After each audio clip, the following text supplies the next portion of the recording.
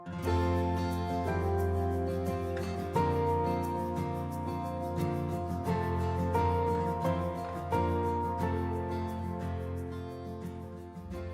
the 1830s, Baltimore, Ohio was building their main line west from Baltimore.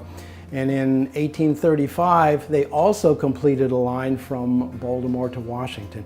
And that was Washington's first and only railroad service for years, which meant that to get to Washington by railroad from the west, a person had to travel to or nearly to Baltimore at a junction called Relay, and then about 30 miles southwest down to Washington.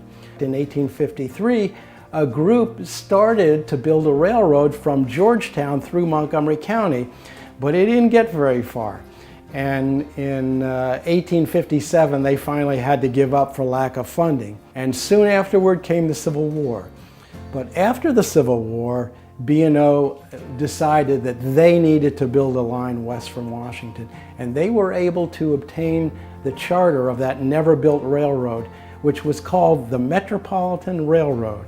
So that charter and that name became the basis for what B&O called its Metropolitan branch. A little bit more than 42-mile line that ran from downtown Washington to Point of Rocks, where it joined their old main line that went to Baltimore.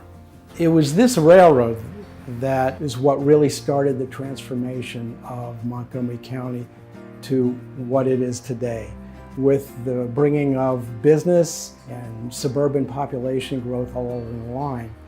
And we still have quite a bit of Metropolitan branch heritage today. And in fact, the towns of Kensington, Garrett Park, and Boyd's and Tacoma Park were created because of the Metropolitan branch.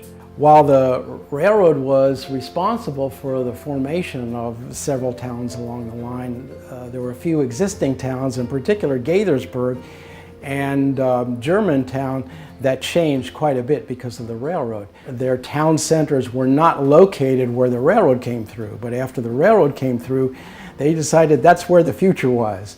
So they moved their businesses, and so where the railroad runs through the center of Gaithersburg now and Germantown, that's where the new town centers came, with business and population growing around those locations.